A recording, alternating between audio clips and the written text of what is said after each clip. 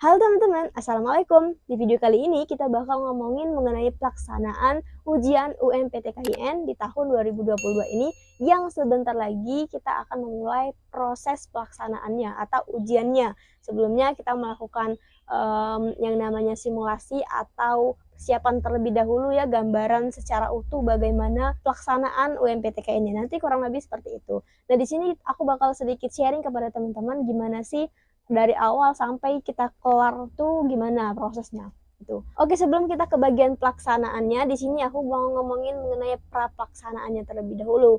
Nah, di sini teman-teman silakan tonton dulu video aku mengenai persiapan-persiapan yang perlu teman-teman siapkan, dan kemudian teman-teman silakan makan terlebih dahulu sebelum ujian atau apapun yang biasanya teman-teman lakuin gitu teman-teman. Kalau teman-teman biasanya nggak makan, ya udah nggak usah makan. Kalau seandainya teman-teman biasanya makan, makan terlebih dahulu. Selesaiin dulu apa-apa yang biasanya teman-teman lakuin di pagi hari gitu teman-teman ya. Usahakan makan terlebih dahulu teman-teman ya, karena itu kemungkinan lama banget ujiannya gitu teman-teman.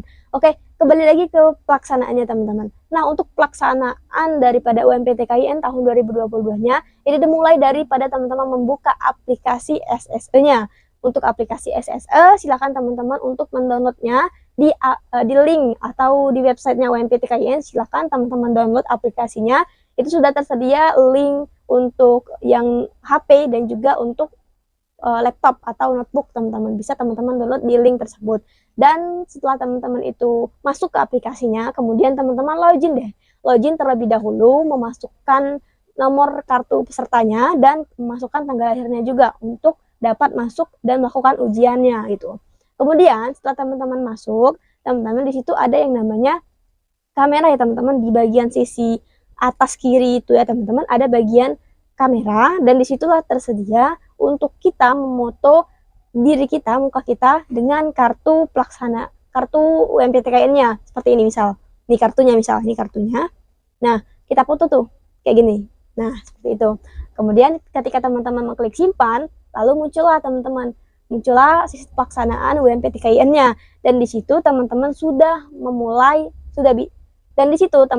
bisa memulai pelaksanaan UMPTKIN-nya.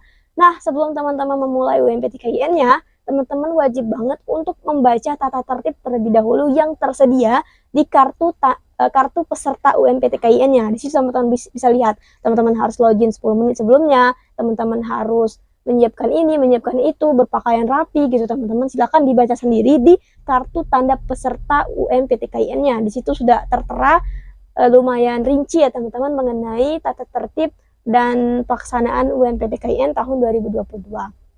Nah, setelah itu teman-teman, yang perlu teman-teman perhatikan gitu teman-teman, ketika teman-teman pelaksanaan ujiannya, mulai dari segi koneksi internet, perangkat teman-teman yang gak nge-lag, sampai dengan orang-orang yang lewat atau lalu lalang di depan teman-teman, itu kan kelihatan teman-teman, kayak cahaya aja, set kelihatan gitu teman-teman ya.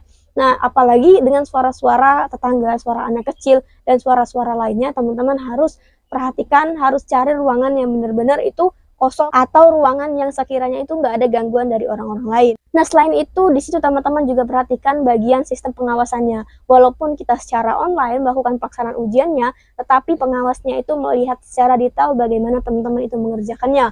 Mulai dari kepala teman-teman yang apakah teman-teman geleng ke kiri, geleng ke kanan, walaupun teman-teman kayak ada rasa pengen noleh gitu, teman-teman itu sudah dicurigai itu kenapa noleh ke kanan, kenapa noleh ke kiri teman-temannya, atau senyum-senyum kenapa senyum-senyum gitu ya. Itu sudah ada peringatannya teman-teman. Nah, bagaimanakah pengawas itu memberikan peringatan kepada kita?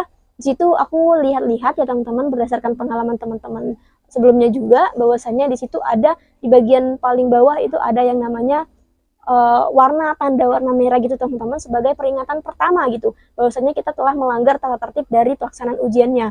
Nah, kalau sampai teman-teman itu sudah lebih dari 2 kali itu dikirim peringatan, maka teman-teman bisa didiskualifikasi dari sistem pelaksanaan UMPTKIN-nya.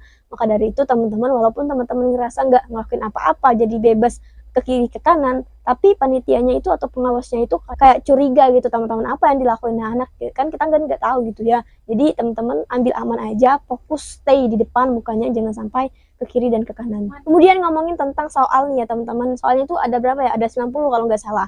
Nah, di situ teman-teman apakah bisa kita ngelangkain, misal dari coba satunya nggak bisa nih kira-kira kita jawab, kita skip dulu kedua, ketiga, atau kita kembali lagi ke soal sebelumnya gitu. Misal kita udah di step soal ke-30, namun kita mau balik lagi nih baca soal ke-29 untuk kayak ragu mungkinnya atau baru inget ini jawabannya bener.